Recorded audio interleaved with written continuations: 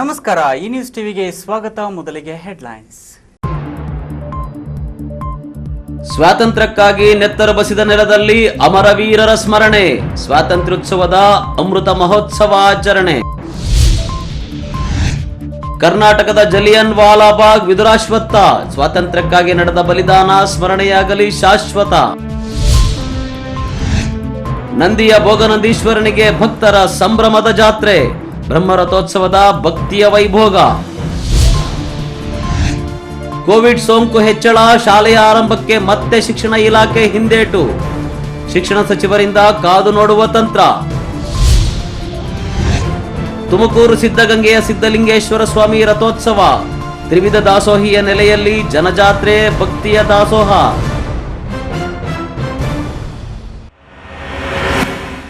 ವಾರ್ತೆಗಳ ವಿವರ. ಭಾರತಕ್ಕೆ ಸ್ವಾತಂತ್ರ್ಯ ಲಭಿಸಿದ 75 ವರ್ಷಗಳ ಸವಿ ನೆನಪಿನಲ್ಲಿ ಆಚರಿಸುತ್ತಿರುವ ಸ್ವಾತಂತ್ರ್ಯದ ಅಮೃತ ಮಹೋತ್ಸವ ಕಾರ್ಯಕ್ರಮಕ್ಕೆ ಚಿಕ್ಕಬಳ್ಳಾಪುರ ಜಿಲ್ಲೆಯ ವಿದುರಾಶ್ವತ್ಥದಲ್ಲಿ ರಾಜ್ಯಪಾಲ ವಜುಭಾಯಿ ವಾಲಾ ಮತ್ತು ಮುಖ್ಯಮಂತ್ರಿ ಬಿಎಸ್ ಯಡಿಯೂರಪ್ಪ ಸ್ವಾತಂತ್ರ್ಯಕ್ಕಾಗಿ ಹೋರಾಡಿ ಬಲಿದಾನಗೈದ ಅಮರವೀರರಿಗೆ ಗೌರವ ಸಲ್ಲಿಸುವ ಮೂಲಕ ಚಾಲನೆ ನೀಡಿದರು.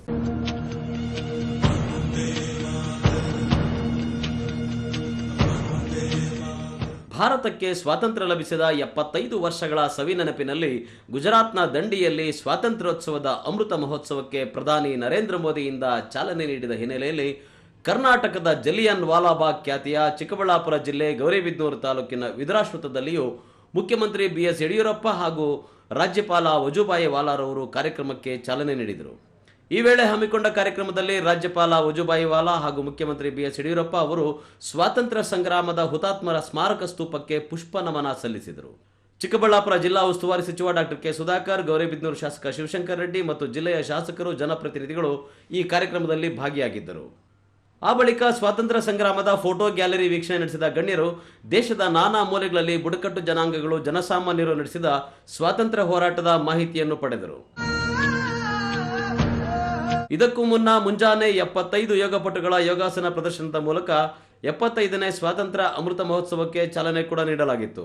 ಆ ಕಾರ್ಯಕ್ರಮದಲ್ಲಿ ಗೌರಿಬಿದನೂರು ಶಾಸಕ ಎನ್.ಎಸ್. ಶಿವಶಂಕರ ರೆಡ್ಡಿ, ತಹಸೀಲ್ದಾರ್ ಶ್ರೀನಿವಾಸ್ ಹಾಗೂ ಜಿಲ್ಲಾ ಮತ್ತು ತಾಲೂಕು ಮಟ್ಟದ ಅಧಿಕಾರಿಗಳು ಉಪಸ್ಥಿತರಿದ್ದರು. ಪ್ರದೀಪ್ ಜಿಎ, ಈ ನ್ಯೂಸ್ ಟಿವಿ, ಗೌರಿಬಿದನೂರು.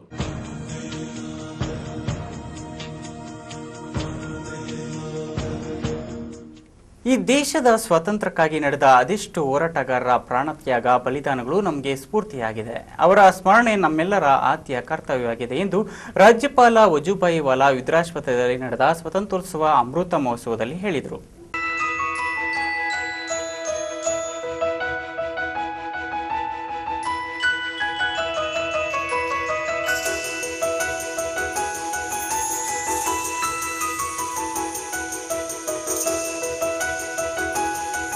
ಚಿಕ್ಕಬಳ್ಳಾಪುರ ಜಿಲ್ಲೆಯ ಗೌರಿಬಿದನೂರು ತಾಲೂಕಿನ ವಿದುರಾಶ್ವತ್ಥ ಕ್ಷೇತ್ರದ ಶ್ರೀ ನಾಗಿರೆಡ್ಡಿ ಸಭಾಂಗಣದಲ್ಲಿ ರಾಜ್ಯ ಸರ್ಕಾರ ಮತ್ತು ಜಿಲ್ಲಾಡಳಿತ ಆಯೋಜಿಸಿದ್ದ ಸ್ವಾತಂತ್ರ್ಯದ ಅಮೃತ ಮಹೋತ್ಸವ 2021 ಕಾರ್ಯಕ್ರಮದಲ್ಲಿ ರಾಜ್ಯಪಾಲ ವಜುಭಾಯಿ ವಾಲಾ ಮಾತನಾಡಿ, ಗೌರಿಬಿದನೂರಿನ ವಿದುರಾಶ್ವತ್ಥ ಕ್ಷೇತ್ರವು ದೇಶದ 2ನೇ ಜಲಿಯನ್ ವಾಲಾಬಾಗ್ ಎಂದು ಪ್ರಸಿದ್ಧಿ ಪಡೆದಿದೆ. 1938ನೇ ಇಸ್ವಿಯಲ್ಲಿ ಈ ಭಾಗದ ಜನತೆ, ಸ್ವಾತಂತ್ರ್ಯ ಪ್ರೇಮಿಗಳು, ದೇಶದ ಸ್ವಾತಂತ್ರ್ಯಕ್ಕಾಗಿ ಸುಮಾರು 37 ಜನ ತಮ್ಮ ಪ್ರಾಣ ಬಲಿದಾನ ಮಾಡಿದ್ದಾರೆ. ಇಂದಿನ ವಿದ್ಯಾರ್ಥಿಗಳು ತಾವು ಆಯ್ಕೆ ಮಾಡಿಕೊಂಡ ಕ್ಷೇತ್ರದಲ್ಲಿ ಶ್ರದ್ಧಾ ಭಕ್ತಿಯಿಂದ ಸಾಗಿದರೆ ಅವರ ಬದುಕು ಉಜ್ವಲವಾಗುತ್ತದೆ. ಸ್ವಾತಂತ್ರ್ಯ ಹೋರಾಟಗಾರರ ಬದುಕು ಎಲ್ಲರಿಗೂ ಆದರ್ಶವಾಗಬೇಕು. ಆಗ ಮಾತ್ರ ಈ ದೇಶ ಅಭಿವೃದ್ಧಿ ಹೊಂದಲು ಸಾಧ್ಯ ಎಂದರು. 7वें पगार पंच और 8वें पगार पंच की वजह से हमको वो पगार दे दो. तुम्हारा हमारा राइट क्या है उसी हमको मालूम है, मगर हमारी ड्यूटी क्या है वो हमको मालूम नहीं. राइट तो वही लोग मांग सकते हैं जो अच्छी तरह से ड्यूटी निभाता है. प्रजा काफी तरह से पैसे देते हैं, मगर वो तुम्हारी ड्यूटी बजाते हो? ईमानदारी से बोलिए. तुम्हारा भाई प्राइवेट में काम करता होगा तो वहां कितना काम करता हो तुम, और गवर्नमेंट में कितना काम करते हो? मित्रों, मैं इसीलिए बात करता हूं, जब तक ऐसी मनोवृत्ति चलेगी. ಮುಖ್ಯಮಂತ್ರಿ ಬಿಎಸ್ ಯಡಿಯೂರಪ್ಪ ಮಾತನಾಡಿ, ಸ್ವಾತಂತ್ರ್ಯಕ್ಕಾಗಿ ಮಾಡಿದ ಲಕ್ಷಾಂತರ ಮಂದಿ ತಮ್ಮ ಪ್ರಾಣ ಬಲಿದಾನ ಮಾಡಿದ್ದಾರೆ. ಈ ಭಾಗದ ವಿದುರಾಶ್ವತ್ಥದಲ್ಲಿ 1938ರಲ್ಲಿ ಸ್ವಾತಂತ್ರ್ಯದ ಕಿಚ್ಚು ಪ್ರಾರಂಭವಾಗಿದ್ದು ಈ ಭಾಗದ ಜನರ ದೇಶಭಕ್ತಿಯ ಪ್ರತೀಕವಾಗಿದೆ. ಪ್ರಧಾನಿ ನರೇಂದ್ರ ಮೋದಿ ಅವರ ಆಶಯದಂತೆ ಶಾಲೆ ಕಾಲೇಜುಗಳಲ್ಲಿ ಹೋರಾಟಗಾರರ ಬಗ್ಗೆ ಪಠ್ಯದ ಮೂಲಕ ತಿಳಿಸುವ ಕಾರ್ಯಕ್ರಮ ಆಗಬೇಕು. ಆದ್ದರಿಂದ ಈ ಅಮೃತ ಮಹೋತ್ಸವ ಆಚರಣೆಯಲ್ಲಿ ಸ್ವಾತಂತ್ರ್ಯ ಹೋರಾಟಗಾರರ ಸ್ಫೂರ್ತಿ ನಮಗೆ ಆದರ್ಶವಾಗಬೇಕಿದೆ ಎಂದರು. ಅನೇಕ ಹೋರಾಟದ ಸ್ಮರಣೆಗಳನ್ನು ಮಾಡುವಂಥ ಸಂದರ್ಭ ಇದು. 1857ರ ಸಿಪಾಯಿ ದಂಗೆಯಿಂದ ಹುಟ್ಟು ಪಡೆದ ಸ್ವಾತಂತ್ರ್ಯ ಚಳುವಳಿ ಕಾಲಕ್ಕೆ ಪಡೆದ ತಿರುವುಗಳು ಅನೇಕವಾದಂಥದ್ದು. ದೇಶದ ರಾಷ್ಟ್ರಪಿತ ಮಹಾತ್ಮ ಗಾಂಧೀಜಿಯವರ ನಾಯಕತ್ವದಲ್ಲಿ ನಡೆದ ಸ್ವಾತಂತ್ರ್ಯ ಹೋರಾಟ ಇಡೀ ಜಗತ್ತೇ ಅಚ್ಚರಿ ಪಡುವ ರೀತಿಯಲ್ಲಿ ನೋಡ್ತಾ ಇದೆ.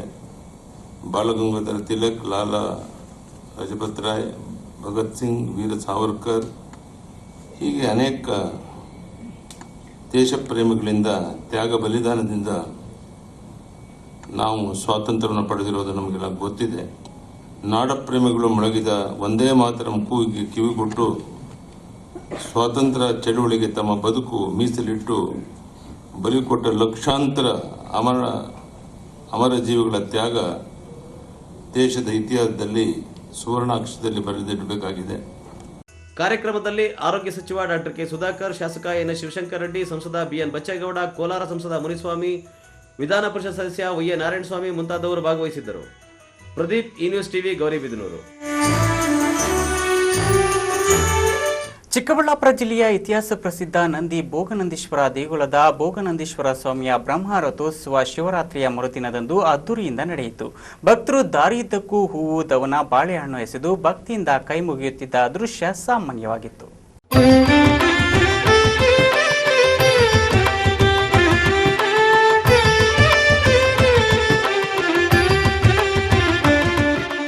ಚಿಕ್ಕಬಳ್ಳಾಪುರ ಜಿಲ್ಲೆಯ ಇತಿಹಾಸ ಪ್ರಸಿದ್ಧ ನಂದಿ ಭೋಗನಂದೀಶ್ವರ ದೇಗುಲದ ಭೋಗನಂದೀಶ್ವರ ಸ್ವಾಮಿಯ ಬ್ರಹ್ಮ ರಥೋತ್ಸವ ಕೋವಿಡ್ ನಂತರದ ದಿನಗಳಲ್ಲಿ ಶಿವರಾತ್ರಿಯ ಮರುದಿನದಂದು ಅದ್ಧೂರಿಯಿಂದ ನಡೆಯಿತು. ನೆರೆಯ ಆಂಧ್ರ ಸೇರಿದಂತೆ ಹಲವಾರು ಜಿಲ್ಲೆಗಳಿಂದ ಆಗಮಿಸಿದ್ದ ಸಾವಿರಾರು ಸಂಖ್ಯೆಯ ಭಕ್ತಾದಿಗಳ ನಡುವೆ ಓಂ ನಮಃ ಶಿವಾಯ, ಗೋವಿಂದ ಗೋವಿಂದ ಎಂದು ಕೂಗುತ್ತಾ ಕಲ್ಲಿನ ಬೃಹತ್ ಗಾತ್ರದ ಚಕ್ರಗಳನ್ನು ಅಳವಡಿಸಿದ್ದ ಭೋಗನಂದೀಶ್ವರ ಸ್ವಾಮಿಯ ರಥಗಳನ್ನು ದೇವಾಲಯಕ್ಕೆ ಪ್ರದಕ್ಷಿಣಾರ್ಥವಾಗಿ ಉತ್ಸವ ಮಾಡಿದರು. ಭೋಗನಂದೀಶ್ವರ ಸ್ವಾಮಿ, ಪಾರ್ವತಿ ಮತ್ತು ಅಂಬಿಕಾ ಗಣಪತಿ ಉತ್ಸವ ಮೂರ್ತಿಗಳನ್ನು ಜೋಡಿ ರಥೋತ್ಸವದಲ್ಲಿ ಉತ್ಸವ ನಡೆಸಿದರು. ಭಕ್ತರು ದಾರಿಯುದ್ದಕ್ಕೂ ಹೂವು, ದವನ, ಬಾಳೆಹಣ್ಣು ಎಸೆದು ಭಕ್ತಿಯಿಂದ ಕೈ ಮುಗಿಯುತ್ತಿದ್ದ ದೃಶ್ಯ ಸಾಮಾನ್ಯವಾಗಿತ್ತು.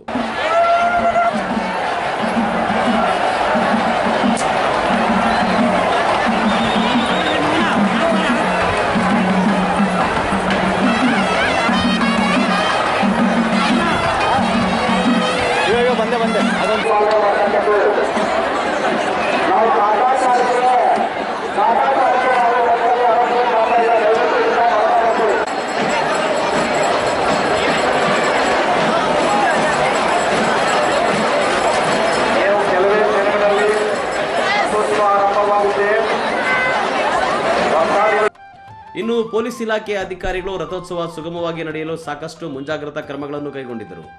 ಧ್ವನಿವರ್ಧಕದಲ್ಲಿ ಜೇಬು ಕಳ್ಳರ ಬಗ್ಗೆ, ಸರಗಳ್ಳರ ಬಗ್ಗೆ ಎಚ್ಚರಿಕೆ ನೀಡುತ್ತಿದ್ದರು.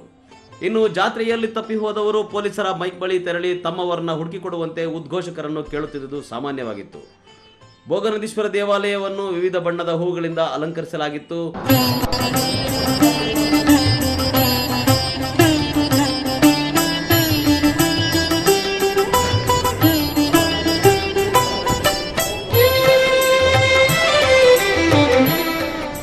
ಮುನ್ನೆಚ್ಚರಿಕಾ ಕ್ರಮವಾಗಿ ಕಲ್ಯಾಣಿಗೆ ಸಾರ್ವಜನಿಕರ ಪ್ರವೇಶವನ್ನು ನಿರ್ಬಂಧಿಸಲಾಗಿತ್ತು. ಇನ್ನು ಜಾತ್ರೆಯಲ್ಲಿ ಬುರುಗು, ಬತ್ತಾಸಿನ ವ್ಯಾಪಾರ ಸೇರಿದಂತೆ ಎಲ್ಲ ರೀತಿಯ ವ್ಯಾಪಾರವು ಜೋರಾಗಿ ನಡೆದಿತ್ತು. ಹಲವಾರು ಸಂಘ ಸಂಸ್ಥೆಗಳು ಅನ್ನದಾನ, ನೀರು, ಮಜ್ಜಿಗೆ, ಪಾನಕ ಸೇವೆ ಹಮ್ಮಿಕೊಂಡಿದ್ದರು. ಕೆಎಸ್ ನಾರಾಯಣಸ್ವಾಮಿ, ಈ ನ್ಯೂಸ್ ಟಿವಿ, ಚಿಕ್ಕಬಳ್ಳಾಪುರ.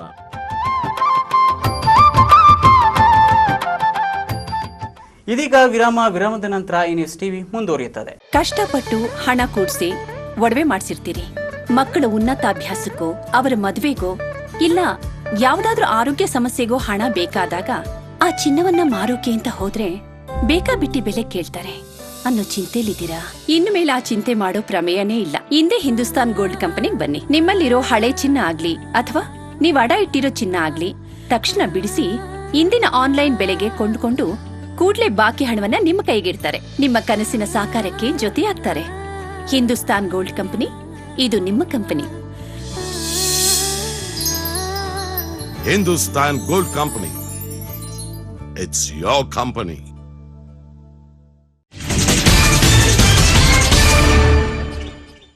ವಿರಾಮದ ನಂತರ ಈ ನ್ಯೂಸ್ ಟಿವಿಗೆ ಸ್ವಾಗತ. ಕಳೆದ 10 ದಿನಗಳ ಹಿಂದೆ ಕೊರೋನಾ ಸೋಂಕಿನ ಸಂಖ್ಯೆ 350ಕ್ಕೆ ಇಳಿದಿತ್ತು. ಈಗ 700ಕ್ಕೆ ಏರಿಕೆಯಾಗುವುದರಿಂದ 1 ರಿಂದ 5ನೇ ತರಗತಿಗಳ ಶಾಲೆ ಆರಂಭಕ್ಕೆ ಆರೋಗ್ಯ ಇಲಾಖೆಯ ಸೂಚನೆ ಪಡೆದು ತೀರ್ಮಾನ ಕೈಗೊಳ್ಳಲಾಗುವುದು ಎಂದು ಶಿಕ್ಷಣ ಸಚಿವ ಸುರೇಶ್ ಕುಮಾರ್ ತಿಳಿಸಿದರು.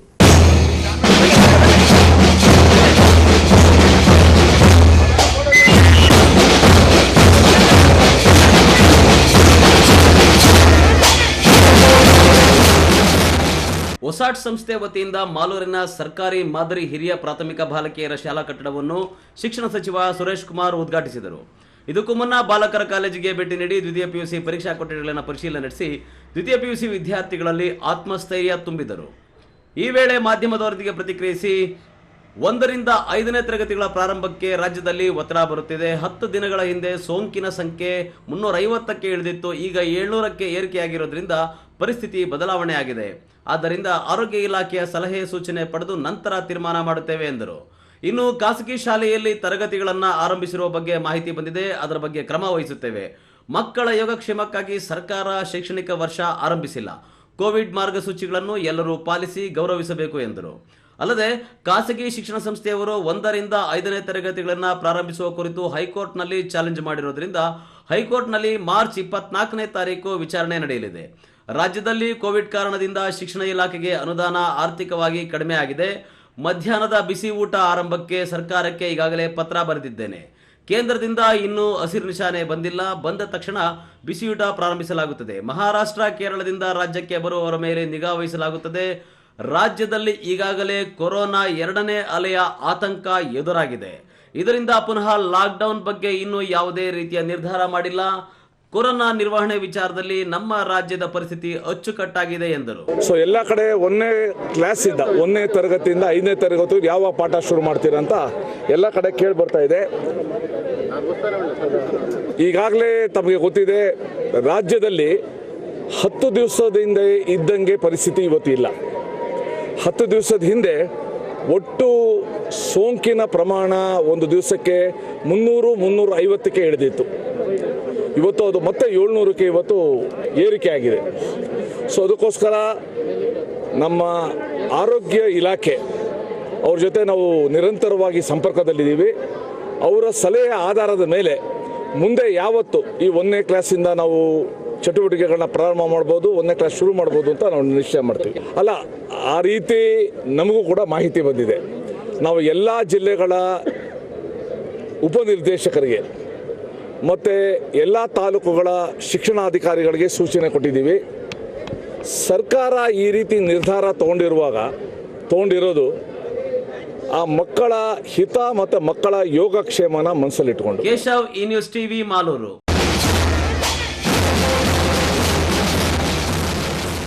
ತುಮಕೂರಿನ ಇತಿಹಾಸ ಪ್ರಸಿದ್ಧ ಸಿದ್ಧಗಂಗೆಯಲ್ಲಿ ಶ್ರೀ ಸಿದ್ಧಲಿಂಗೇಶ್ವರ ಸ್ವಾಮಿಯ ಮಹಾರಥೋತ್ಸವದ ವಿವಿಧ ಧಾರ್ಮಿಕ ವಿಧಿವಿಧಾನಗಳೊಂದಿಗೆ ಸಹಸ್ರಾರು ಭಕ್ತರ ಸಮ್ಮುಖದಲ್ಲಿ ಅತ್ಯಂತ ವೈಭವಿತವಾಗಿ ಜರುಗಿತು. ಸಾವಿರಾರು ಸಂಖ್ಯೆಯಲ್ಲಿ ಭಕ್ತರು ಆಗಮಿಸಿ ಸಿದ್ಧಲಿಂಗೇಶ್ವರ ಸ್ವಾಮಿಯ ಆಶೀರ್ವಾದ ಪಡೆದು ಪುನೀತರಾದರು.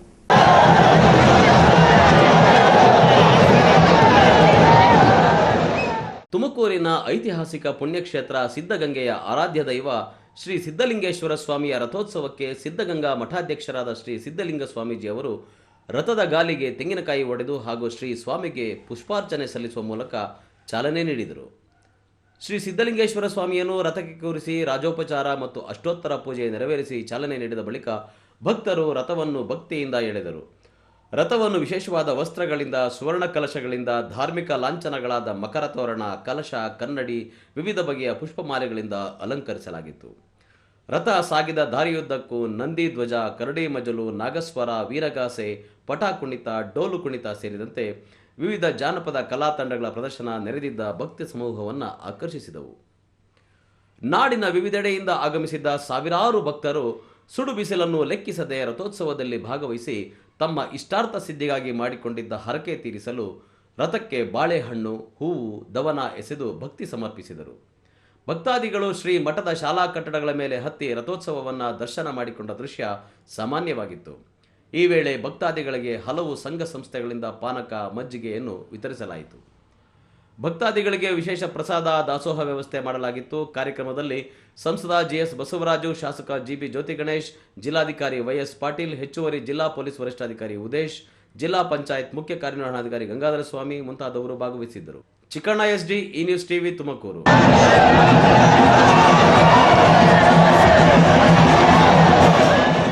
ಚಿಂತಾಮಣಿ ತಾಲೂಕು ಇರಗಂಪಲ್ಲಿ ಗ್ರಾಮದಲ್ಲಿ ನೆಲೆಸಿರುವ ಇತಿಹಾಸ ಪ್ರಸಿದ್ಧ ಶ್ರೀ ಪಾರ್ವತ ವರ್ಧಿನಿ ಸಮೇತ ಶ್ರೀ ರಾಮೇಶ್ವರ ಸ್ವಾಮಿಯವರ ಬ್ರಹ್ಮ ರಥೋತ್ಸವವು ಅಪಾರ ಭಕ್ತರ ಸಮ್ಮುಖದಲ್ಲಿ ಸಂಭ್ರಮ ಸಡಗರದಿಂದ ನೆರವೇರಿತು. ಮಾಜಿ ಸಂಸದ KH ಮುನಿಯಪ್ಪ ಹಾಗೂ ಶಾಸಕ JK ಕೃಷ್ಣಾರೆಡ್ಡಿ ಸ್ವಾಮಿಯ ದರ್ಶನ ಪಡೆದರು.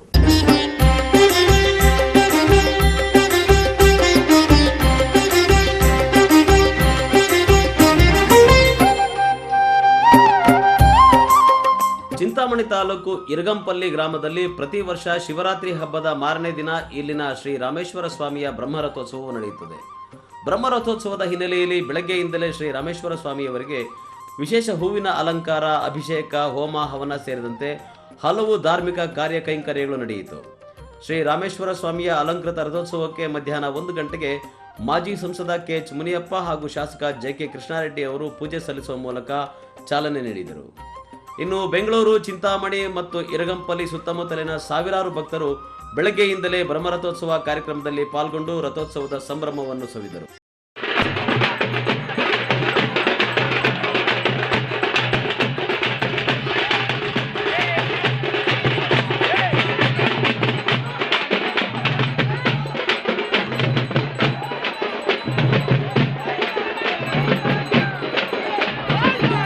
ರಥೋತ್ಸವದಲ್ಲಿ ಡೊಳ್ಳು ಕುಣಿತ, ತಮಟೆ ವಾದ್ಯ, ವೀರಗಾಸೆ ನೃತ್ಯ ಮತ್ತಿತರ ಸಾಂಸ್ಕೃತಿಕ ಕಾರ್ಯಕ್ರಮಗಳು ಭಕ್ತಾದಿಗಳ ಗಮನ ಸೆಳೆಯಿತು.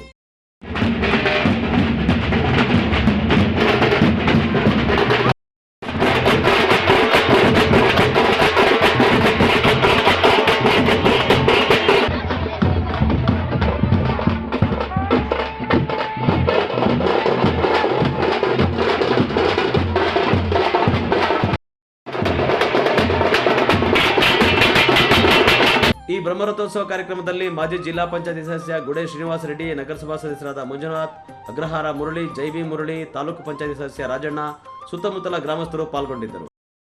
2 ಕಡೆ ರಥೋತ್ಸವ ಕಾರ್ಯಕ್ರಮಗಳು, ಒಂದು ಬಿಲ್ಲಾಂಡಹಳ್ಳಿಯಲ್ಲಿ ಓಬಳಾಪುರದಲ್ಲಿ ಶ್ರೀ ಲಕ್ಷ್ಮೀ ನರಸಿಂಹಸ್ವಾಮಿ ಬ್ರಹ್ಮರಥೋತ್ಸವ ಇತ್ತು. ಅದನ್ನು ಮುಗಿಸ್ಕೊಂಡು ಇವತ್ತು ಇರಗಂಪಲ್ಲಿ ಇಲ್ಲಿ ಕೂಡ ಶ್ರೀ ರಾಮೇಶ್ವರ ಸ್ವಾಮಿ ಬ್ರಹ್ಮರಥೋತ್ಸವ ಇವತ್ತು ನಡೀತಾ ಇದೆ. ಬಿ ದೇವಪ್ಪ, ಈ ನ್ಯೂಸ್ ಟಿವಿ, ಚಿಂತಾಮಣಿ. ತುಮಕೂರು ಜಿಲ್ಲೆಯ ಗುಬ್ಬಿ ತಾಲೂಕು ತಹಸೀಲ್ದಾರ್ ಕಚೇರಿ ಮತ್ತು ಉಪನೋಂದಣಾಧಿಕಾರಿಗಳ ಕಚೇರಿಗೆ ದಿಢೀರ್ ಭೇಟಿ ನೀಡಿದ ತುರುವೇಕೆರೆ ಶಾಸಕ ಮಸಾಲೆ ಜಯರಾಮ್ ರೈತರನ್ನ ಅಲೆದಾಡಿಸುವ ಸಿಬ್ಬಂದಿಗಳ ಬಗ್ಗೆ ಕ್ರಮ ವಹಿಸಬೇಕು, ಮಧ್ಯವರ್ತಿಗಳ ಹಾವಳಿ ತಪ್ಪಿಸಿ ರೈತರಿಂದ ಸುಲಿಗೆ ಮಾಡುತ್ತಿರುವುದು ತಪ್ಪಿಸಬೇಕೆಂದು ತಹಸೀಲ್ದಾರ್ ಡಾಕ್ಟರ್ ಪ್ರದೀಪ್ ಕುಮಾರ್ ಹಿರೇಮಠ ಅವರಿಗೆ ಸೂಚಿಸಿದರು.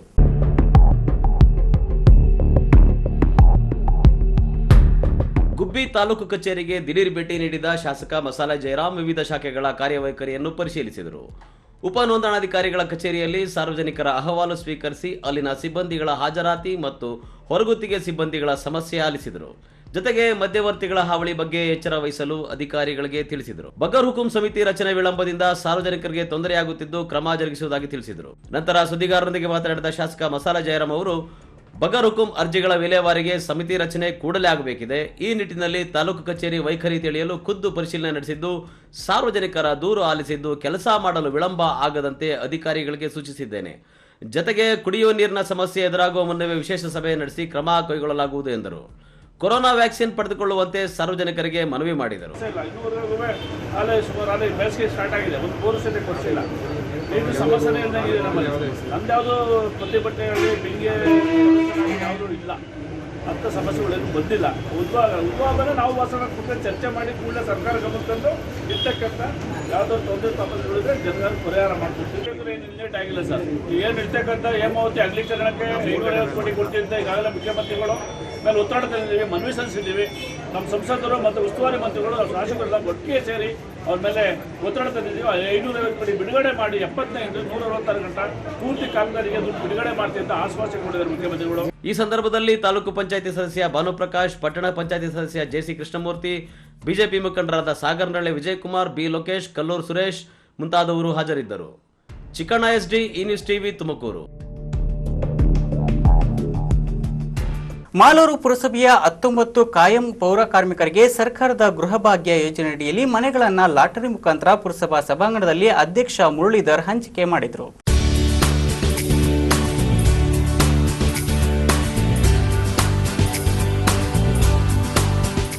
ಮಾಲೂರು ಪಟ್ಟಣದ ಸರ್ವೆ ನಂಬರ್ 112ರಲ್ಲಿ 1 ಎಕರೆ ಜಮೀನಿನಲ್ಲಿ ವಿಂಗಡಿಸಿರುವ ನಿವೇಶನಗಳಲ್ಲಿ ಸರ್ಕಾರದ ಗೃಹ ಭಾಗ್ಯ ಯೋಜನೆಯಡಿ ನಿರ್ಮಾಣ ಮಾಡಿರುವ ಮನೆಗಳನ್ನು ಪುರಸಭಾ ಸಭಾಂಗಣದಲ್ಲಿ ಪುರಸಭಾ ಅಧ್ಯಕ್ಷ ಮುರಳೀಧರ್ ಲಾಟರಿ ಮುಖಾಂತರ ನಿವೇಶನಗಳನ್ನು ಹಂಚಿಕೆ ಮಾಡಿದರು. ಈ ವೇಳೆ ಮಾತನಾಡಿದ ಪುರಸಭಾಧ್ಯಕ್ಷ ಮುರಳೀಧರ್ ಅವರು ಪುರಸಭೆಯ 19 ಕಾಯಂ ಪೌರ ಕಾರ್ಮಿಕರಿಗೆ ಸರ್ಕಾರದ ಗೃಹ ಭಾಗ್ಯ ಯೋಜನೆಯಡಿಯಲ್ಲಿ ಮನೆ ನಿರ್ಮಾಣಕ್ಕೆ ಸರ್ಕಾರದಿಂದ 6 ಲಕ್ಷ ರೂಪಾಯಿ ವೆಚ್ಚದಲ್ಲಿ ಸುಸಜ್ಜಿತ ಕಟ್ಟಡ ನಿರ್ಮಾಣ ಮಾಡಿ ಮನೆ ಹಂಚಿಕೆ ಮಾಡಲಾಗಿದೆ. ಇನ್ನು ಪುರಸಭೆ ವತಿಯಿಂದ ಮೂಲಸೌಕರ್ಯಗಳನ್ನು ಒದಗಿಸಲಾಗುವುದು ಎಂದರು.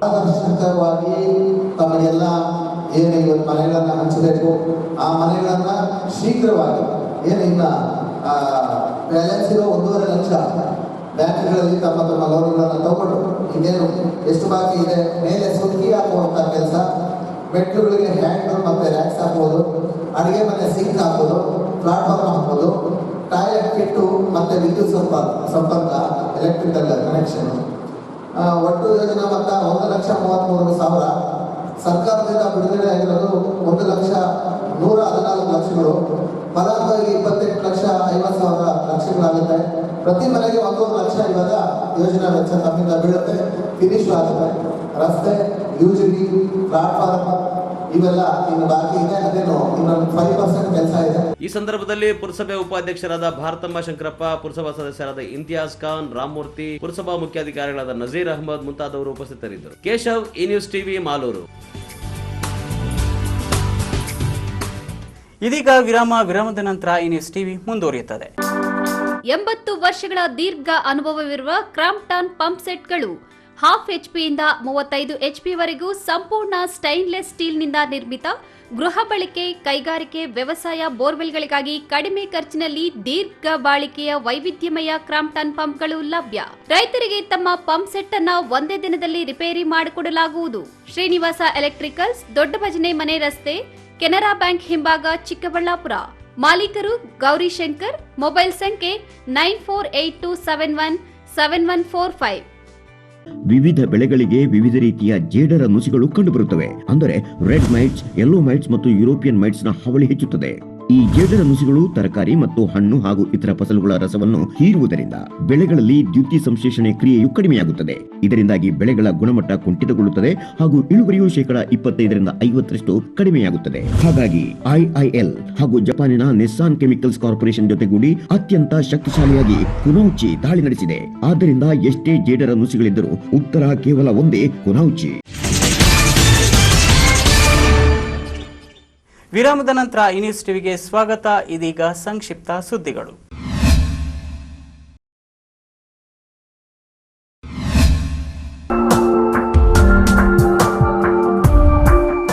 ದೇವನಹಳ್ಳಿ ತಾಲೂಕಿನ ಎಂಬರಹಳ್ಳಿ ಗ್ರಾಮದಲ್ಲಿ ಸತತ 10 ವರ್ಷಗಳಿಂದ ಶಿವರಾತ್ರಿ ದಿನದಂದು ಶಿವಕೋಟಿ ನಾಮಸ್ಮರಣೆಯನ್ನು ಜಪಿಸುವುದರ ಮೂಲಕ ಶಿವರಾತ್ರಿ ಆಚರಣೆ ಮಾಡಲಾಗುತ್ತಿದೆ.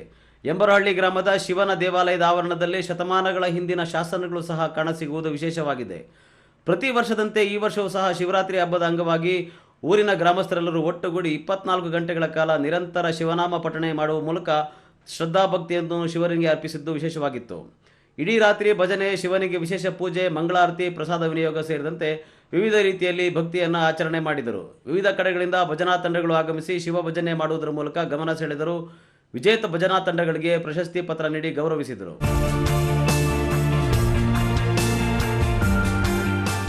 ಕೊನೆಯದಾಗಿ ಮತ್ತೊಮ್ಮೆ ಹೆಡ್ಲೈನ್ಸ್. ಸ್ವಾತಂತ್ರ್ಯಕ್ಕಾಗಿ ನೆತ್ತರ ಬಸಿದ ನೆಲದಲ್ಲಿ ಅಮರವೀರರ ಸ್ಮರಣೆ, ಸ್ವಾತಂತ್ರ್ಯೋತ್ಸವದ ಅಮೃತ ಮಹೋತ್ಸವ ಆಚರಣೆ. ಕರ್ನಾಟಕದ ಜಲಿಯನ್ ವಾಲಾಬಾಗ್ ವಿದುರಾಶ್ವತ್ಥ, ಸ್ವಾತಂತ್ರ್ಯಕ್ಕಾಗಿ ನಡೆದ ಬಲಿದಾನ ಸ್ಮರಣೆಯಾಗಲಿ ಶಾಶ್ವತ. ನಂದಿಯ ಭೋಗನಂದೀಶ್ವರನಿಗೆ ಭಕ್ತರ ಸಂಭ್ರಮದ ಜಾತ್ರೆ, ಬ್ರಹ್ಮರಥೋತ್ಸವದ ಭಕ್ತಿಯ ವೈಭೋಗ. ಕೋವಿಡ್ ಸೋಂಕು ಹೆಚ್ಚಳ, ಶಾಲೆಯ ಆರಂಭಕ್ಕೆ ಮತ್ತೆ ಶಿಕ್ಷಣ ಇಲಾಖೆ ಹಿಂದೇಟು, ಶಿಕ್ಷಣ ಸಚಿವರಿಂದ ಕಾದು ನೋಡುವ ತಂತ್ರ. ತುಮಕೂರು ಸಿದ್ಧಗಂಗೆಯ ಸಿದ್ಧಲಿಂಗೇಶ್ವರ ಸ್ವಾಮಿ ರಥೋತ್ಸವ, ತ್ರಿವಿಧ ದಾಸೋಹಿಯ ನೆಲೆಯಲ್ಲಿ ಜನಜಾತ್ರೆ, ಭಕ್ತಿಯ ದಾಸೋಹ. ದಿನನಿತ್ಯದ ಸುದ್ದಿ ಸ್ಪರ್ಶಕ್ಕಾಗಿ ತಪ್ಪದೇ ವೀಕ್ಷಿಸಿ ಈ ನ್ಯೂಸ್ ಟಿವಿ. ವಂದನೆಗಳೊಂದಿಗೆ ಎಂ ಮುರಳೀಧರ್.